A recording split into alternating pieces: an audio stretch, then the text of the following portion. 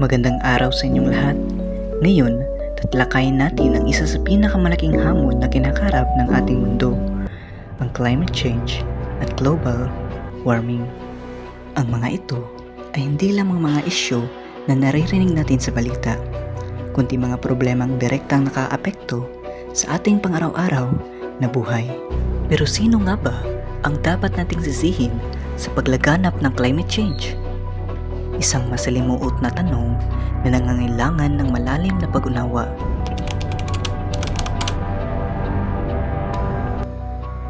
Ano nga ba ang mga sektor na may pinakamalaking kontribusyon sa climate change?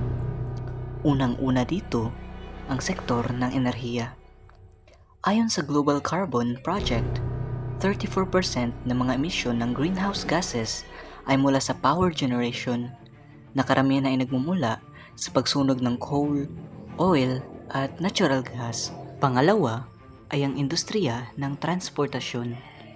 Ang mga sasakyan na pinapatakbo ng fossil fuels tulad ng gasolina at diesel ay nag-aambag ng 14% ng global greenhouse gas emissions. Kasunod nito ay ang agrikultura na naglalabas ng methane mula sa mga baka at nitrous oxide mula sa mga pataba. Ang sektor na ito ay responsable sa halos 24% ng mga emisyon. Ayon sa Intergovernmental Panel on Climate Change o IPCC, 78 ng pagtaas ng CO2 mula noong 1970 ay nagmumula sa pagsunog ng fossil fuels at pang-industriyang aktibidad. Samantalang ang natirang 22% ay dulot ng deforestation at ibang pang aktibidad na sumisira sa ating mga kagubatan. Bukod sa mga sektor na ito, isang malaking bahagi ng responsibilidad ay nasa mga gobyerno at mga malalaking korporasyon.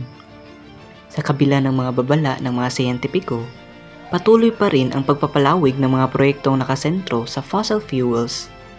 Ang mga patakaran ay madalas na mas pabor sa malalaking negosyo kaysa kapaligiran.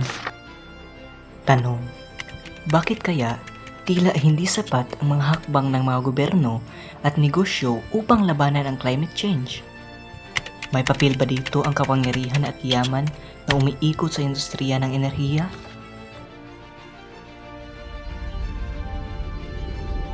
The world's people have spoken. Their message is clear. Time is running out. Ngayon, balik tayo sa tanong. Sino ang responsable sa paglaganap ng climate change at global warming? Ang sagot, tayong lahat ay may bahagi nito. Ang bawat isa sa atin, mula sa mga malalaking industriya hanggang sa bawat individual na gumagamit ng mga produktong naglalabas ng greenhouse gases, ay may kontribusyon. Ngunit ang mas malalaking manlalaro tulad ng mga gobyerno at korporasyon ay may mas malaking pananagutan dahil sa kanilang impluwensya at kapasidad na magdulot ng malawakang pagbabago. Ang mga bagay na natutunan natin ngayon ay malinaw. Ang climate change at global warming ay resulta ng kombinasyon ng iba't ibang aktibidad ng tao, mula sa paggamit ng fossil fuels hanggang sa pag-aabuso ng ating kalikasan. Lahat tayo ay may papel sa problemang ito, ngunit ang responsibilidad ay higit na nasa mga makakapangyarihan. Kahit ang hamon sa atin ngayon ay ang magtulungan sa pagtulak ng mga patakaran na maglilimita sa mga emisyon, sa pagpili ng mga produktong mas eco-friendly at sa pagtawag sa pananagutan ng mga masa makapangyarihan. Sa huli, ang proteksyon ng ating planeta ay hindi lamang isang responsibilidad. Ito ay isang obligasyon para sa ating lahat. I don't want my grandchildren saying to me, "What did you do for this world, Granddad?" You know, I want to be able to say to them, "Look, I helped make this a better place for you guys." Naway, marami kayong natutunan sa video na ito.